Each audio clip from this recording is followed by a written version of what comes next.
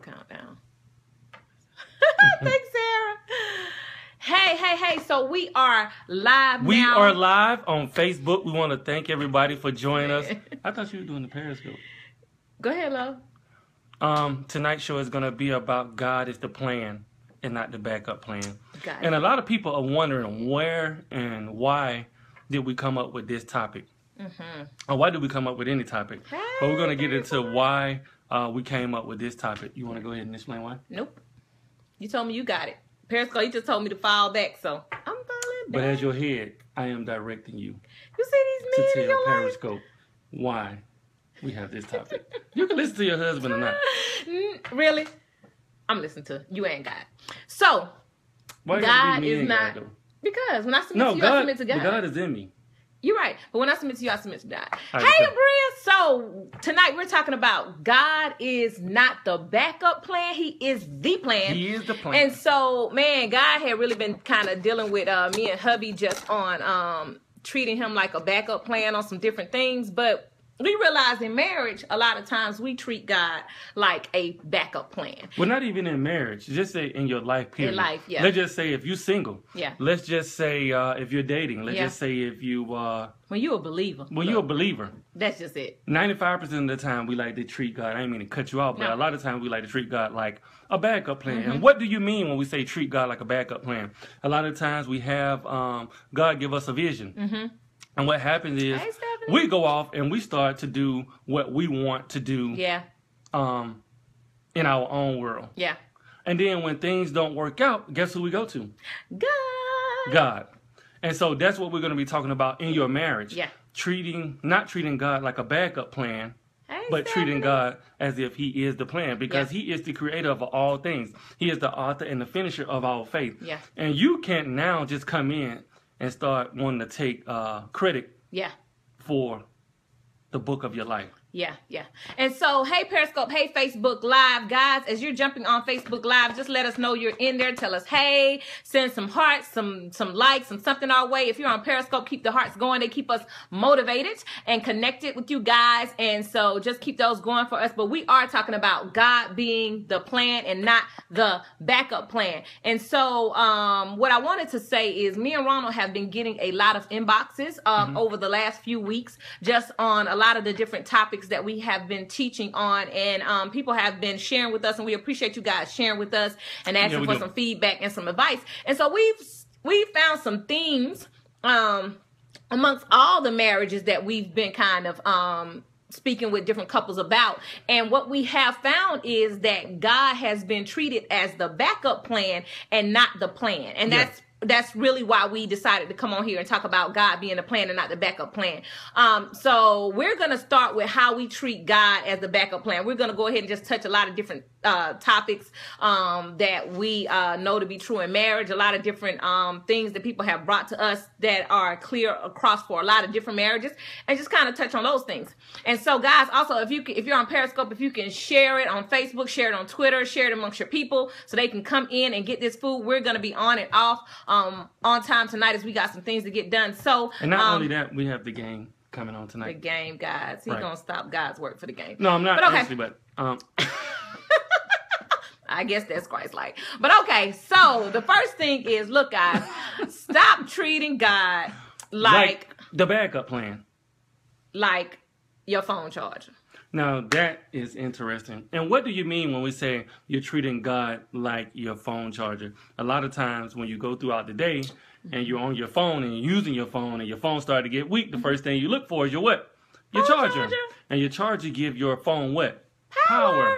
And so a lot of times what we do as people, as long as things are going well in our life, as long as things are going well in our marriage, as long as things are going well in our relationship, guess what? We don't need our charger. So we stick our charger down in our pocketbooks, or we just throw it on the floor, leave it plugged into the wall. Yeah. And so we just go through our life. We enjoying life. Everything going well. We don't pray. We don't read our Bible. You know, we're going out on dates, not putting God in nothing that we do.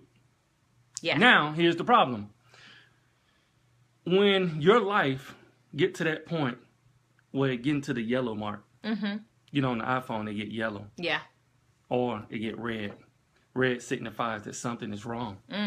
the battery is about to die. And so what happens is, what we do is we started scrambling. We started looking for the charger. Yeah. Likewise, in our marriage, our relationship, or in our life, what happens is when things are not going well or things are not going as planned, or we start to get low on our energy, or we start to get depleted in our spiritual life, we start to look for God, and we start to want to plug him in because we know that God is the source. Yeah.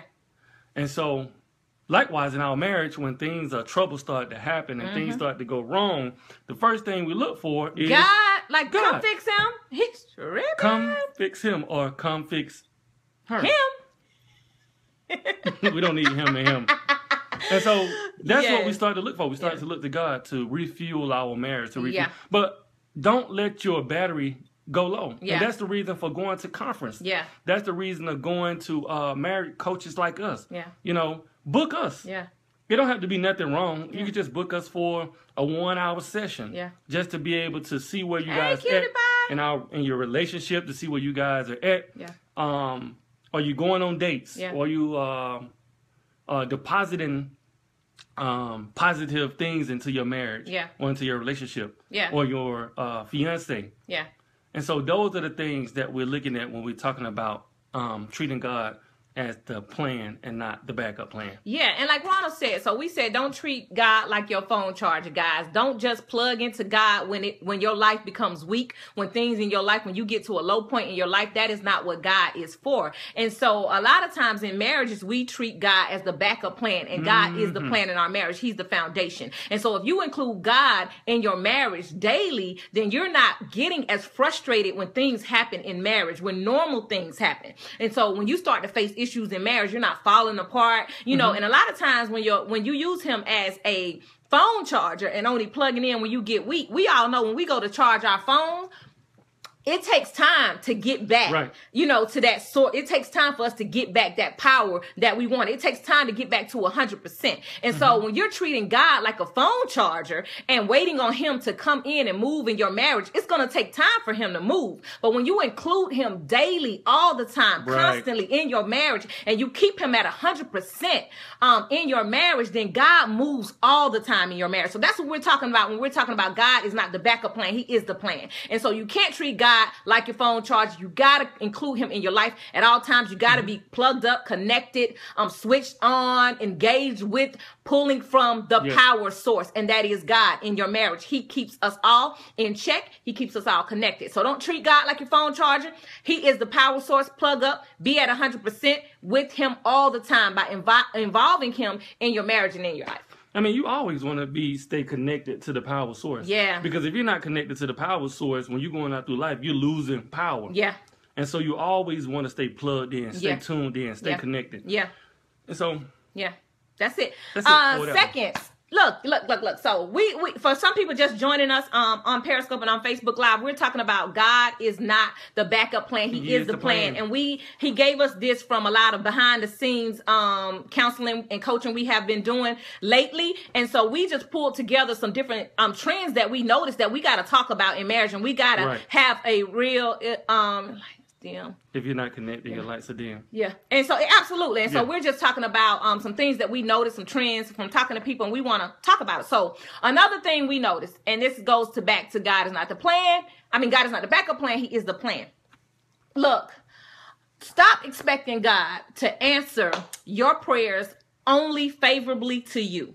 And so when we get in marriages, a lot of times we face issues with our spouse. We go and pray to God to change our spouse. We go and pray to God to change that situation, but it doesn't involve changing us. And a lot of times when we do this, we are the problem, and God won't change the situation. And so sometimes when you find your situation not changing in marriage, it has a lot to do with you and what God is trying to do with you. And so don't take God's work in your life away and only expect him to come in and change and work for your spouse. And so we've had a lot of people saying, well, I've been praying to God for this. I haven't seen a change. I haven't seen a change in my spouse doing this. Is still that. And my question is, well, what has changed about you?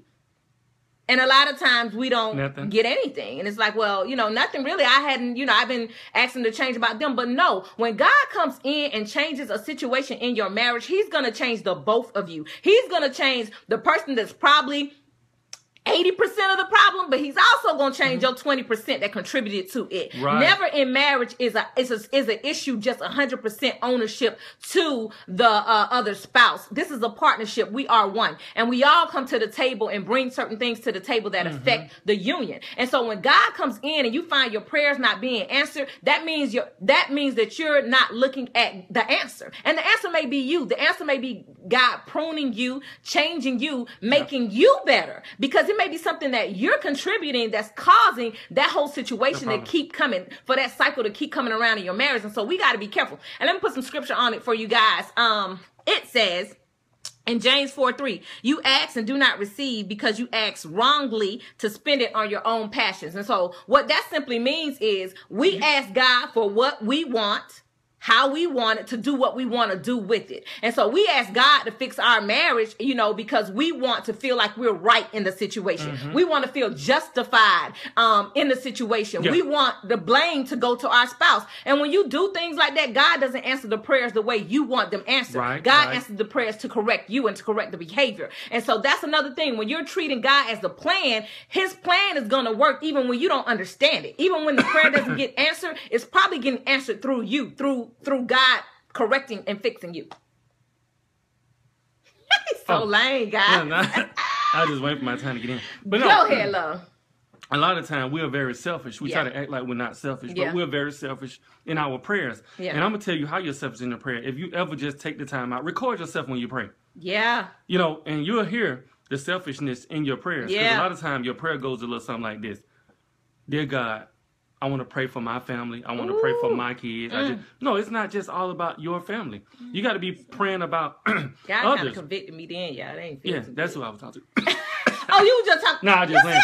This is exactly what I just talked about. No, I was just joking. But honestly, because we both can attest to that. Because what happens is you're just only praying about the things that you want, the things that you need, the things that you desire, and never the things that could help someone else.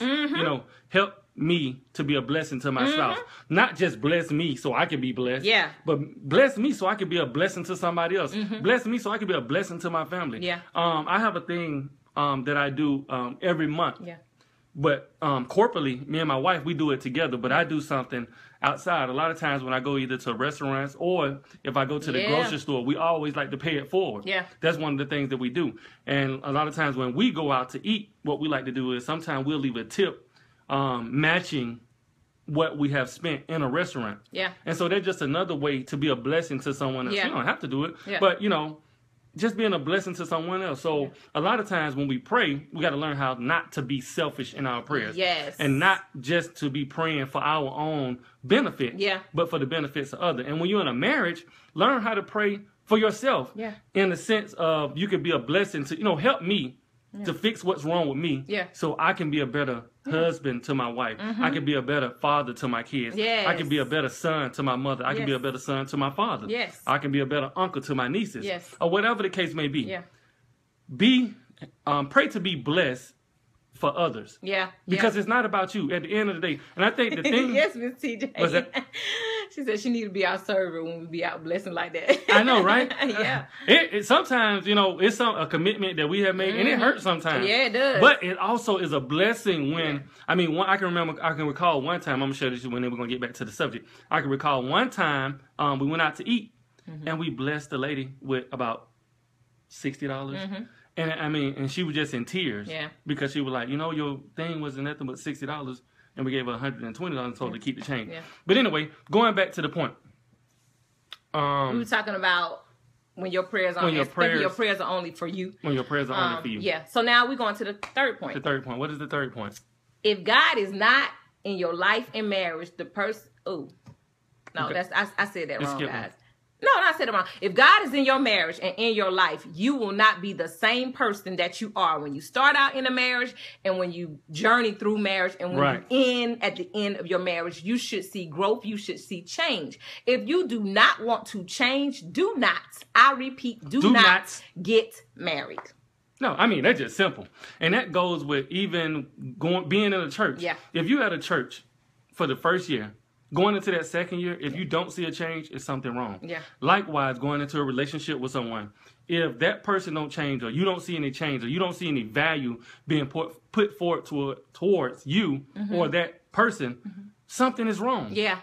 And that is the problem, because nobody wants to change. Nobody want to do the work that is required for the relationship to change or for the marriage to change. Yeah. It's work. Yeah. It's not just something that you just get into and everything going to be okay and everything going to be peaches and cream. No, you have to roll up your sleeves, put your big girl shoes on, and run. Yeah. It's going to take some work. Yeah. And so that's the point where we have to get to, and to realize that you have to work in marriage to have a successful marriage. Yeah. And change in marriage and growth and change in marriage doesn't start as the collective. It starts at the individual.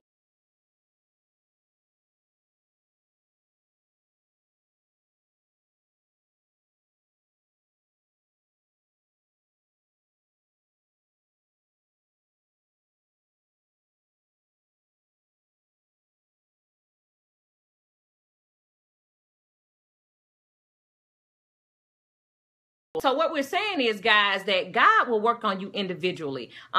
He wants you guys to grow. He wants you to get better. And when God is the plan and not the backup plan, you see growth. You see change in your marriage. If you're not seeing growth in yourself and you're not seeing change in your marriage, you are not open to God being the plan. You are treating him like a backup plan. When God is the plan in your life and in your marriage, he convicts you. He uses the Holy Spirit to convict you. He begins to change you. He begins to grow you. He begins to take away those behaviors that are toxic to you and toxic to your marriage, and begins to shift and change that. If you're not seeing that happening in your marriage, then you're not using God as the plan. He's your backup plan, because when God is your plan, he shapes and molds you for the betterment of you, for the betterment of your marriage, and for the betterment of the world. You should be becoming a better person. You should be becoming better at communicating, better at loving, better at having patience, better at being compassionate, better at being supportive.